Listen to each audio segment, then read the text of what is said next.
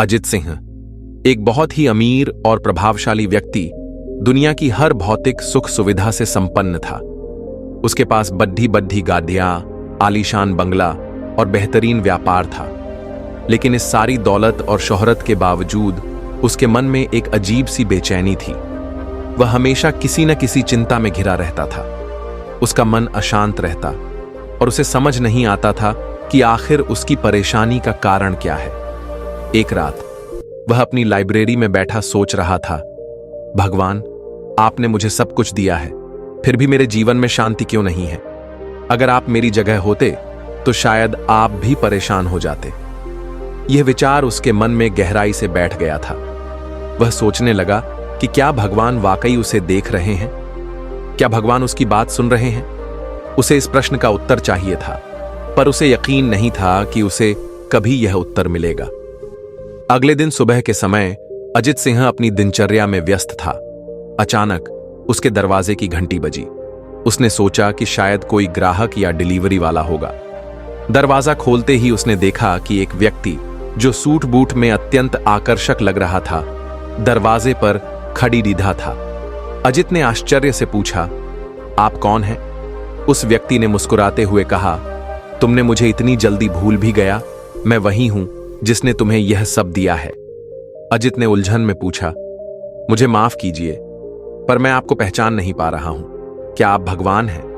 उस व्यक्ति ने सिर हिलाया और कहा, हां, मैं वही हूं जिसे तुम भगवान कहते हो। तुम हमेशा शिकायत करते थे कि मैं दिखता नहीं हूं, तो आज मैं तुम्हारे सामने आ गया हूं। अजित अवाक रह गया। उसे यकीन नहीं हो रहा था कि जो व्यक्ति उसके सामने खड़ीडीडा है वह सचमुच भगवान है। भगवान ने कहा, आज का पूरा दिन मैं तुम्हारे साथ बिताऊंगा, लेकिन याद रहे, सिर्फ तुम मुझे देख सकते हो, कोई और मुझे नहीं देख पाएगा। अजित भगवान को अंदर ले आया। जैसे ही वह सोफे पर बैठा, उसकी मां ने आवाज लगाई, अजित, दरवाजे पर कौन है? अजित ने उत्तर दिया, मां, कोई नहीं है। वह समझ गया कि भगवान ने सच कहा था, उन्हें सिर्फ वही देख सकता था। जब वह भगवान के साथ बैठा हुआ था, उसकी मां चाय लेकर आई।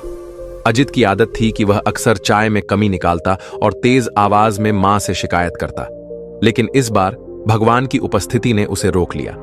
उसने धीरे से कहा, मां, चाय बहुत अच्छी बनी है, धन्यवाद। भगवान मुस्कुराए और बोले, अच्छा किया, अब देखो तुम्हारा दिन कैसे बदलता है। अजित तैयार होकर ऑफिस जाने के लिए निकला।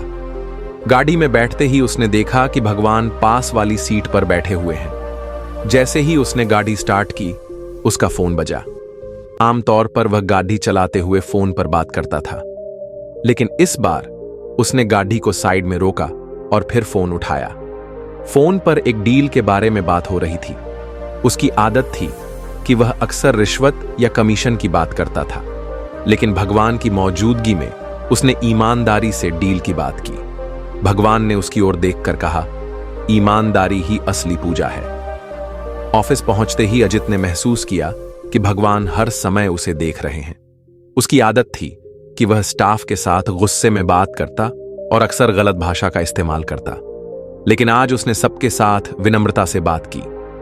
स्टाफ के लोग भी आश्चर्यचकित थे कि आज अजित सर इतने शांत और संयमित कैसे हैं। भगवान ने कहा, याद रखो, जो तुम दूसरों के साथ करते हो वही तुम्हारे पास वापस आता है। शाम को अजित घर लौटा। डिनर के समय उसने देखा कि भगवान भी उसके साथ खाने की मेज पर बैठे हैं।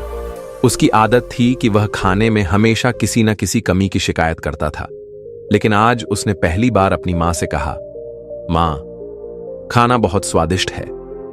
मां हैरान थी।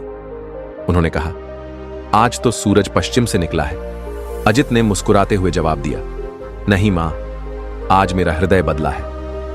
रात को सोते समय अजित ने देखा कि भगवान उसके सिर पर हाथ फेर रहे हैं। भगवान ने कहा, तुमने आज बहुत अच्छा काम किया। तुम्हारे जीवन में यही शांति का रहस्य है, ईमानदारी, संयम और दूसरों के साथ अच्छा व्यवहार। अचानक उसकी मां की आवाज आई, अजित, उठो, बहुत देर हो गई है। अजित की आंख खुली। उसने महसूस किया कि यह सब एक सपना था, लेकिन वह सपना इतना सजीव था कि उसने अजित की पूरी सोच बदल दी। उसने समझ लिया कि भगवान हर समय उसे देख रहे हैं। तय किया कि वह अपने जीवन को बदलकर इसे और बेहतर बनाएगा। अजित सिंह का यह अनुभव सिखाता है कि भगवान हमेशा हमारी नजरों से ओझल हो सकते हैं, लेकिन वह हर समय हमें देख रहे होते हैं। हमें अपने कर्मों और व्यवहार को इस तरह से सुधारना चाहिए कि हमें किसी पर नजर रखने की जरूरत न पड़े।